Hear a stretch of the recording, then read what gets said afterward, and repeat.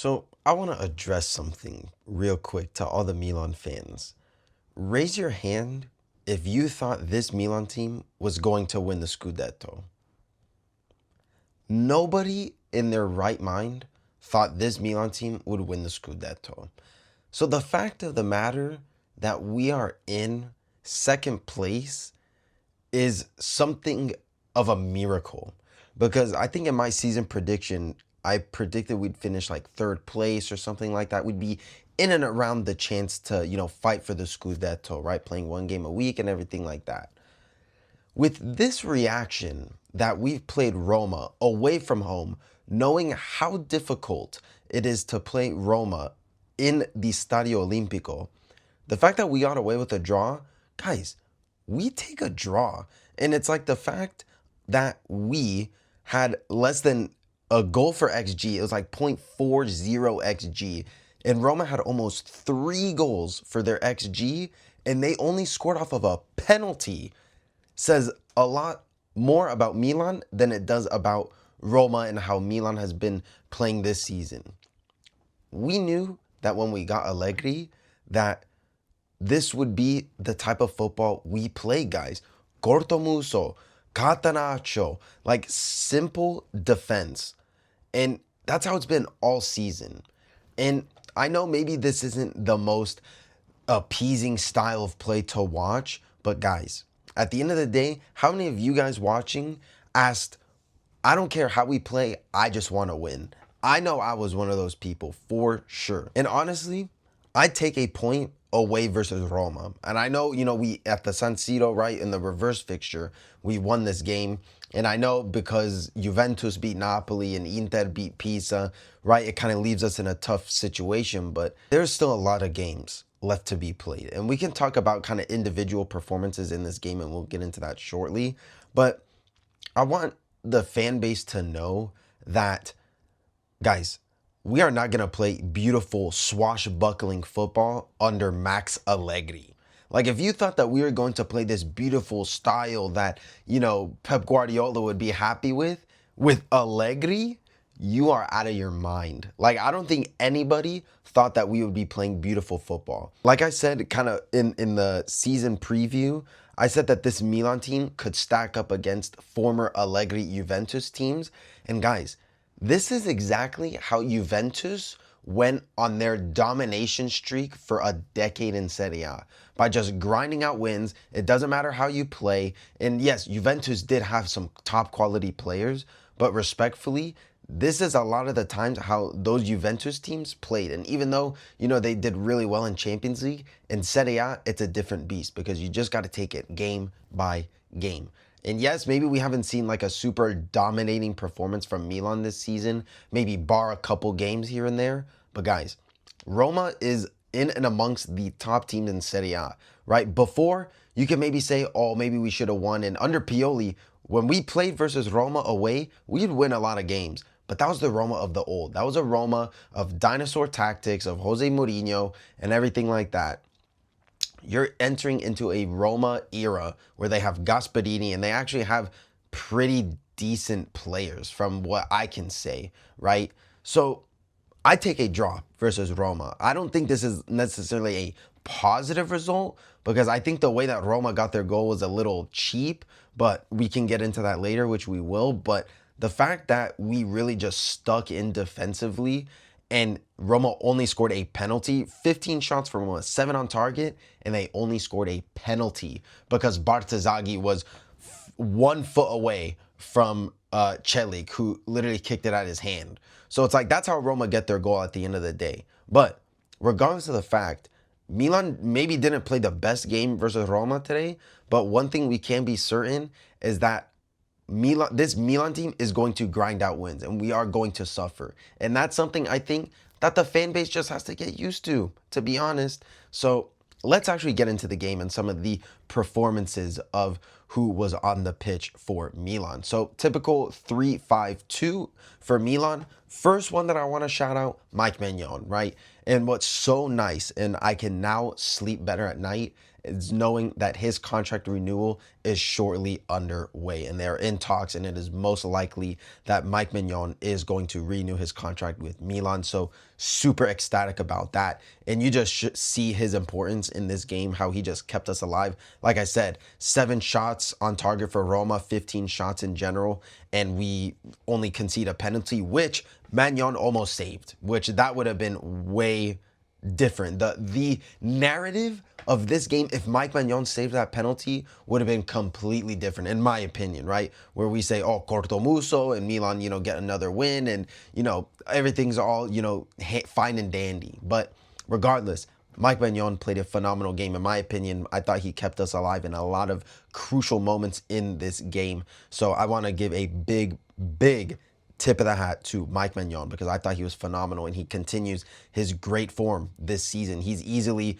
probably one of Milan's best players, if not a top 3 player, hands down. Maybe a top 2, to be completely honest. So Mike Maignan, big, big shout out to you. Another one that I want to give a big shout out to is De Winter, right? This was someone who's really starting to grow on me now. I'm not going to lie. After a lot of really positive performances, really taking that spot from Pavlovic, who has been injured, which I really want to see Pavlovic because Gabbia has been suffering without Pavlovic, to be completely honest. And you definitely see it in a lot of performances from Gabbia. But De Winter has been phenomenal in these last couple games for Milan, and he gets a goal, right, to really cap on those really positive performances in a Milan shirt. And this was definitely one of his better runs, right? I mean, you cap it off with a goal, but I think just regardless, I felt like he was one of those positive outlooks in this game, right? Really stuck in, right? Didn't really make a lot of mistakes here and there, but I thought he was definitely probably the best out of the 3. Tomori maybe slightly under, but I really just give the edge to De Winter. And one more shout out that I'm going to give for kind of like the positive performances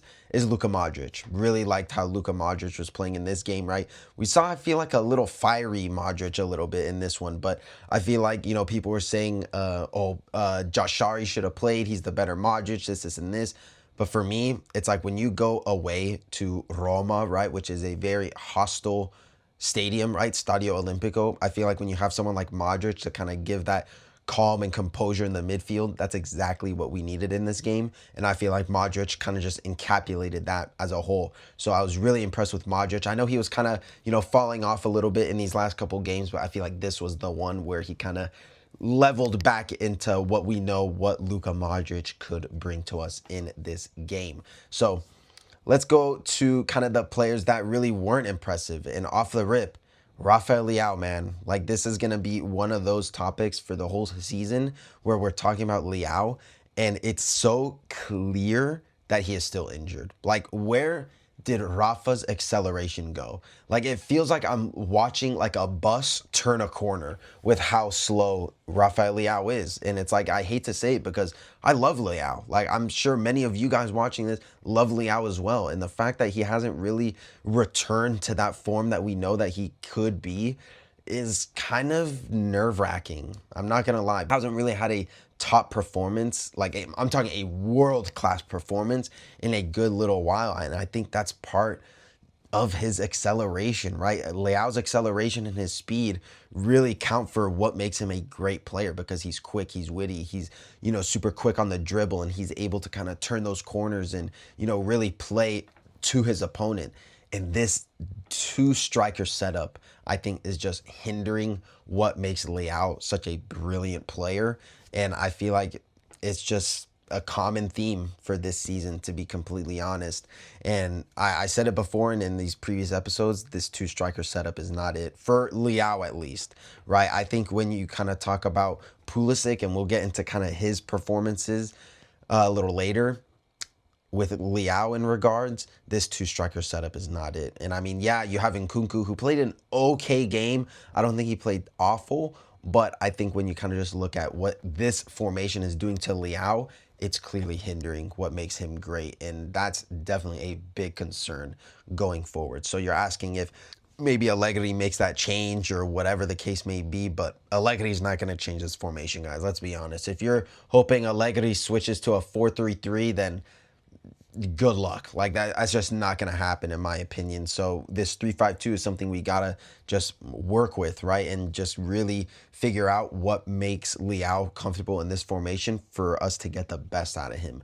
And until that happens, you're going to see a Leao performance like this one and for the rest of the season, to be completely honest. So let's talk about Pulisic, because this has been another kind of player who's been in the news as well for his lack of goal contributions, especially in the last 5 games. So now he goes 6 games without a goal contribution. And again, I think Pulisic is still injured as well. I think Leao and Pulisic still have not gotten fully over their injuries, and it's so clear. So I don't know why Allegri or this management, rather the coaching staff, is persisting on playing Leao and playing Pulisic week in and week out. And I know we're playing 1 game a week, sure, impressive shot, but it's just not helping their case clearly. So it's like I think we need to run with like a full Krug and an Nkunku up top. That's really all we got, guys. And I mean, maybe if you call back a Camarda from loan, but again, I really don't see that happening either. So it's like I think for these next couple games, I think you got to run with an Nkunku and a full Krug, to be honest.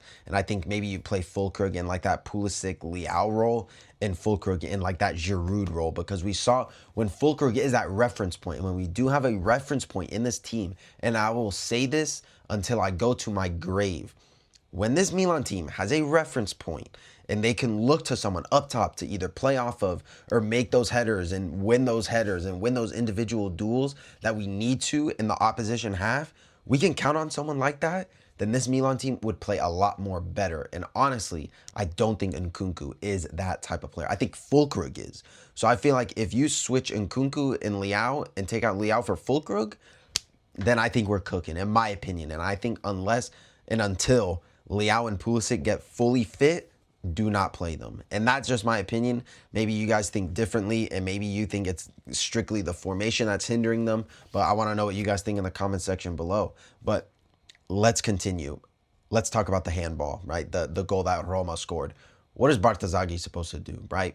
Mike Magnon said in the press conference what was he supposed to do? Cut off his arm. And then Pulisic had like a handball as well, but the referee didn't call that. Obviously, it's because it's by his side, so it's like that definitely makes sense. But I mean, you just kind of look at this and it's like, okay, if you kind of look at it black and white, a handball is a handball. So it's like I'm not necessarily upset that this was called, because guys, let's be real. If this happened to Milan, right, where, you know, let's say Leao hit it off of one of Roma players' arms, I would want a penalty, because that is a clear-cut penalty. But it is a bit harsh for Bartazaghi because he's just so close. But guys, this is a clear-cut penalty. Like, if it was the other way, I would want this called for my team. So, guys, regardless of the fact, this is a correct call. That's the correct call. Could you imagine if the if the referee didn't call this penalty for Roma? Like, there would be loads of news stories going around. Oh, is Milan, in bed with the refs? This isn't this. So it's like, that's the narrative that is going to start playing if this penalty doesn't get called for Roma. Although, it's a very harsh call for Bartazaghi, the young Bartazaghi, who doesn't really have a lot of experience. But even Bartazaghi had a very mid game. He didn't play awful. He didn't play exceptional. But he played an okay game. So it's like I'm not upset with Bartazaghi, and it's an unfortunate call at the end of the day. But one player that really was not impressing me was Salamakers, right? It just felt like that whole right side was completely neglected, and it felt like Salamakers still thought he was on Roma for some reason, right? There was like that one instance where he passed like in the middle of the box, and like you're asking, what are you doing? So it's like I felt like he still played for Roma. That's what maybe he was thinking. But regardless, it was one of Salamakers' poor games. And I've been gassing up Salamakers this whole season. I said he's a top 5 player for Milan. He's one of the guys that really turned the corner, and he's really starting to grow and everything like that. This was his worst game this season for Milan, and that's not even an exaggeration, in my opinion. And maybe it was just too emotional of a game for him, to be honest. I don't know. But, guys, this right side is really concerning because, again, I've said it before and I'll say it again. Atakame is not it. This guy is not it. We need a replacement for Atakame because he's not it. So it's like when you need to sub out Salamakers because he's having a bad game and you rely on Atakame, it's not really promising going forward, to be completely honest. And another thing that's been kind of weird recently is that Fofana all of a sudden is like now out the door. Like I don't really understand that, right? Now all of a sudden Samuel Ricci is getting more games here and there, and talks about, oh, if Milan get a bid for Fofana for 30 million, then he's gone, and Fofana would be okay with that as well. I thought this was Allegri's favorite player. I thought this was one of the guys that Allegri had the first name on the team sheet and everything like that. But last 2 games, I believe, Fofana on the bench. So it's kind of raising concerns, especially because I thought he was going to start in this game too. I saw the lineup coming out and I was like, Ricci, really?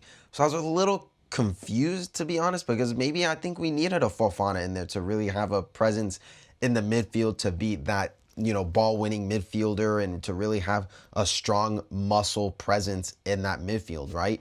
But we didn't have that in this game, and I think we opted for a more kind of technical, tactical kind of outlook in this game. And I mean, I don't think it was terrible. I thought Ricci had an okay game, but it's definitely raising some concerns that Fofana is on the bench and Milan would even be open to even selling Yusuf Fofana. What do you guys think about this whole thing? And what do you guys like? Are you guys under that impression that this Milan team was a serious contender to win the Scudetto? Because I know in a previous episode, I said we're there, right? I said that we're there. And I said that if we're 3 to 5 points behind Inter or whoever is at the top of the table, then we can make a serious push for the title. And I don't think that's ridiculous to say, to be completely honest. The fact that Milan is in this position now, and we're in January, almost in February, and we are still in a title race. Like, people think that Inter has ran away with the title. People think that Milan completely fell off a cliff. And yes, do we play the best football in the world? Absolutely not. But the expectation, and Allegri is right. Allegri is right. The expectation for this season for Milan was to get top 4.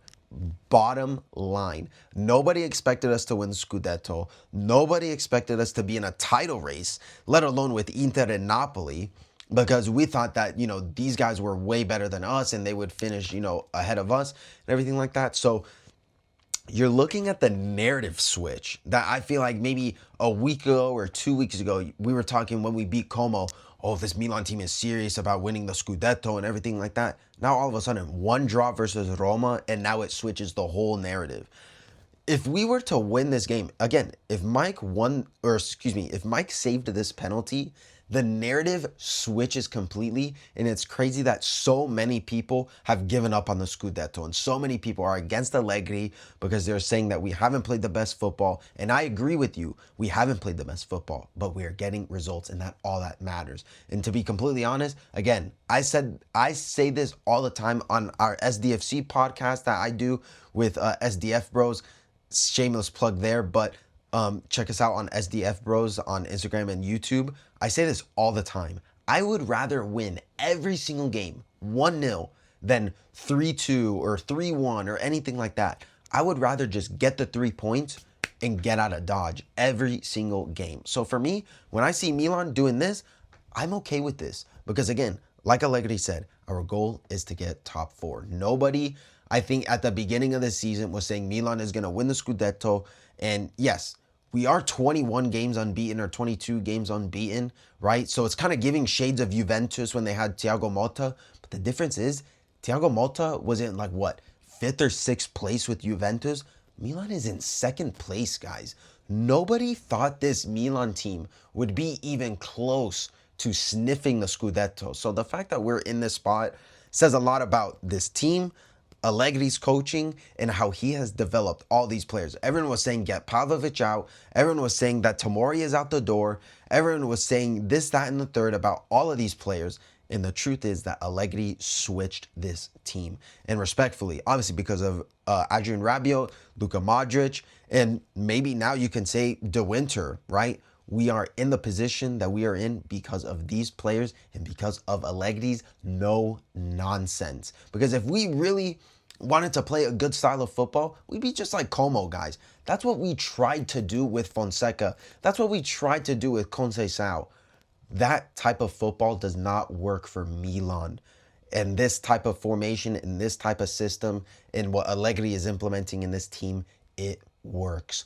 Why fix what's not broken? So I think I'll leave it off at that. But guys, let me know what you guys think in the comment section below. What do you guys think about this result versus Roma? Where do you guys think Milan stands in this Scudetto title race? And where do you guys think Milan is going to go in these next couple games in Serie A? So guys, thank you so much for tuning in. Make sure you guys like, comment, subscribe. Check us out. Links in the description below. We'll see you guys in the next video.